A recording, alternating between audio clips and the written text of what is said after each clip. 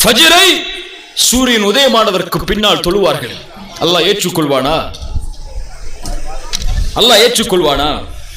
துஹரை அஸருடைய நேரத்தில் தொழுவார்கள். அல்லாஹ் ஏற்றுக்கொள்வானா? ஒரு ஃபத்வா, அறிஞர்களுடைய ஃபத்வா அது. சொல்லுவார்கள், ஒருவன் ஃபஜருக்கு முன்னால் உறங்குகிறான், எந்தவித தயாரிப்பும் இல்லாமல் உறங்கி எழுகிறான்.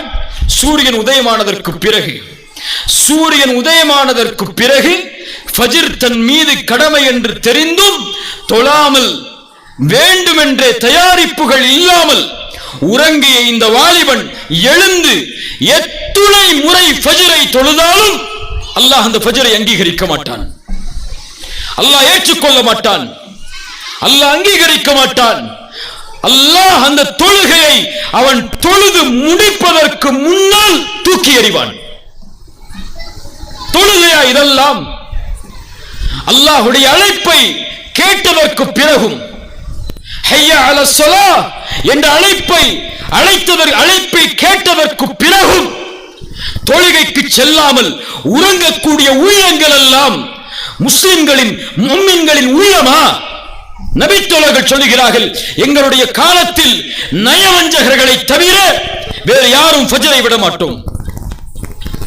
முஸ்லிம் ஊர்களில் ரமதான் வந்தால் பள்ளிகளில் தொழுவதற்கு இடமில்லை. ஃபஜ்ர் தொழுகைக்காக ஜும்ஆவிலே நிரம்பக்கூடிய கூட்டத்தை போல் ஃபஜ்ருடைய தொழுகையில் கூட்டம் இருக்கிறது. எதற்காக? சஹர் என்ற உணவை, சுன்னாது, அது ஃபர்து கூட கிடையாது, சுன்னாவான உணவு அது. அந்த ஒரு உணவை தின்று பசியை கைப்பிடித்து இஃப்தார் வரை வைக்க வேண்டும் என்பதற்காக எழுந்து வேறு வழி இல்லாமல் உறங்கி விடுவோமே என்று ஃபஜ்ரை தொழக்கூடிய மக்கள் நம்முடைய சமூகத்தில் ஏராளம் ஏராளம். ரமதான் முடிந்து விட்டால், கடந்து விட்டால், அதே பள்ளிதான், அதே ஊர்தான், அதே மக்கள் தான், அதே தெருவாசிகள் தான், அதே வாலிபர்கள் தான். எங்கே அவர்கள் எல்லாம்? எங்கே அவர்கள் எல்லாம்? யாரை வணங்கினார்கள் அப்படி என்றால் ஃபஜ்ரில்? ரமதானுடைய ஃபஜ்ரில் அல்லாஹ்வை வணங்கினார்களா? ரமதானை வணங்கினார்களா? ரமதான் முடிந்ததற்கு பிறகு அவர்கள் யாரை வணங்கிக் கொண்டிருக்கிறார்கள்? ஏன் கடுமையோடு இதை சாடுகிறேன் தெரியுமா? ஒரு சமூகம் வெற்றி அடையாது, ஒரு சமூகம் பாதுகாப்பை பெறாது, ஒரு சமூகம் கைவிடப்படும். இந்த புரட்சியை அந்த சமூகத்தின் வாலிப ஆண்களும் பெண்களும் செய்யாமல், என்ன புரட்சி தெரியுமா? தொழுகையின் புரட்சி அது. அதான் சொல்லப்பட்டதற்கு பிறகு உலகமே எதிர்த்து வந்தாலும், உலகமே நின்றாலும் எல்லாவற்றையும் தூக்கி எறிந்து அல்லாஹ்விற்காக தொழுகைக்கு தயாராகாத சமூகம் அல்லாஹ்வின் தூதரின் சமூகமாக ஒருபோதும் மாறாது. அல்லாஹ்வுடைய தூதர் ஸல்லல்லாஹு அலைஹி வஸல்லம் சொன்னார்கள், யார் ஒருவன் ஃபஜ்ரை தொழுவானோ அவன் பாதுகாப்பை பெறுகிறான். என்ன பாதுகாப்பை பெறுகிறான்? என்ன பாதுகாப்பை பெறுகிறான்? அல்லாஹ்வின் பாதுகாப்பை பெறுகிறான். நான் கேட்கிறேன், ரசூலின் ஹதீஸின் அடிப்படையில் ஒரு குடும்பம் ஃபஜ்ரை தொழுதால் அந்த அன்றைய தினம் அந்த குடும்பம் யாருடைய பாதுகாப்பில் இருக்கும்? யாருடைய பாதுகாப்பில் இருக்கும்? ஒரு தெரு தொழுதால் அந்த தெரு யாருடைய பாதுகாப்பில் இருக்கும்? ஒரு ஊர் தொழுதால் அந்த ஊர் யாருடைய பாதுகாப்பில் இருக்கும்? ஒரு சமூகம் தொழுதால் அந்த சமூகம் யாருடைய பாதுகாப்பில் இருக்கும்? தூதர் சொன்னார்கள், இந்த ஹதீஸை முடிக்கும் போது, அல்லாஹ்வின் பாதுகாப்பில் இருப்பவர்களை எவரும் எந்த தீங்கை கொண்டு நெருங்க முடியாது என்று. ஒட்டுமொத்த முஸ்லிம் சமூகமும் ஃபஜ்ருடைய தொழுகையில் அல்லாஹ்விற்காக எழுந்து நின்று அல்லாஹ்வின் தியாகத்தை செய்வதற்கு தயாரானால் அந்த சமூகத்தை பாதுகாக்கக்கூடிய, உதவி செய்யக்கூடிய பொறுப்பை எடுத்துக் கொள்பவன் யார்? யார்? உங்கள் அரசாங்கமா? நீங்கள் ஓட்டளித்த உங்களுடைய கட்சிகளா? உங்களுடைய ஊரின் ஜமாத்தார்களா? உங்களுடைய ஊரின் தலைவர்களா?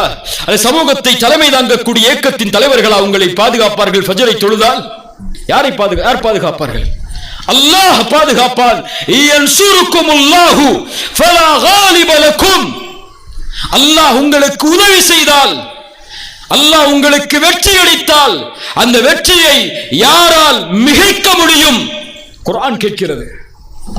ரசூலுல்லாஹி ஸல்லல்லாஹு அலைஹி வஸல்லம் சொன்னார்கள், யார் தொழுகையை பாதுகாப்பாரோ அவர் நாளை மறுமையில் வெளிச்சத்தோடு அல்லாஹ்வின் உதவியோடு சாட்சியோடு வெற்றியோடு வருவார்.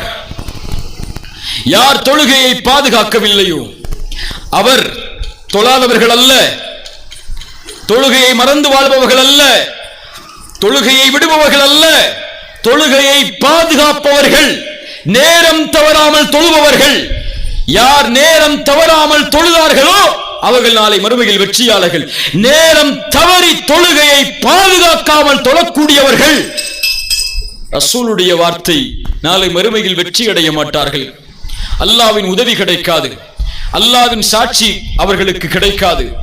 நாளை மறுமையில் அவர்கள் ஃபிரௌனோடு ஹாமானோடு உபை இப்னு கலஃப் போன்ற கொடிய முனாஃபிக்குகளோடு அவர்கள் எழுப்பப்படுவார்கள். இவர்கள் எல்லாம் முஸ்லிம்களா? நான் சொன்னவர்கள் எல்லாம் இவர்கள் எல்லாம் முஃமின்களா எழுப்பப்படுவதற்கு? இவர்கள் காஃபிர்கள், இவர்கள் முனாஃபிக்குகள். இவர்களோடு தொழுகையை பாதுகாக்காதவன் எழுப்பப்படுவான் என்றால் தொழுகையை பாதுகாக்காத நான் யார்? தொழுகையை பாதுகாக்காதவர்கள் எல்லோரும் யார்?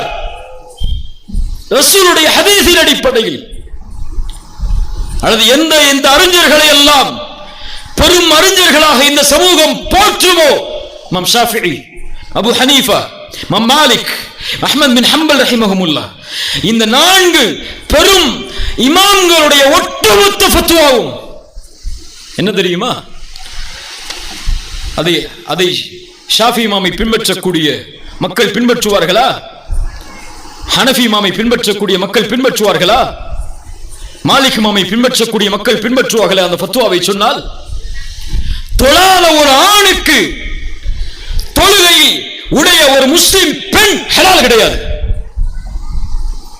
அப்படி தொழுகையை ஏவியும் அவன் தொழவில்லை என்றால் அவனை அடுத்த நிமிடம் அந்த பெண் துறக்க வேண்டும். அவன் முஸ்லிம் அல்ல. மார்க்க ஃபத்வா, தொழுகை இல்லாமல் ஒருவர் மரணித்தால் அவரை முஸ்லிம்களுடைய கபரிஸ்தானில் அடக்கம் செய்யக்கூடாது. முஸ்லிம்கள் தங்களுடைய சொத்தை பங்கு வைக்க கூடாது. பின்பற்ற முடியுமா? தொழுகை எல்லாம் இன்று தொழுகையை விடுவதெல்லாம் இன்று என்ன குற்றம்? என்ன குற்றம்? ஒரு ஐபிஎல் மேட்சை பார்ப்பதற்காக தொழுகையை விடக்கூடிய முஸ்லிம் வாலிபர்கள் எத்தனை பேர் இங்கே? சினிமா தியேட்டர்களில் மகரிபுடைய வக்தில் இஷாவுடைய வக்தில் உட்கார்ந்து தொழுகையை விடக்கூடிய வாலிபர்கள் எத்தனை பேர்? அதைவிட மோசம், திருமணம் ஒரு இபாதா. பின்னால் வருகிறேன். அந்த திருமண சபை என்றாலே தொழுகை கிடையாது முஸ்லிம்களுக்கு. பயணம் என்றால் தொழுகை கிடையாது. குடும்ப நிகழ்ச்சி என்றால் தொழுகை கிடையாது. என்ன இதெல்லாம்? என்ன சமூகம் இதெல்லாம்?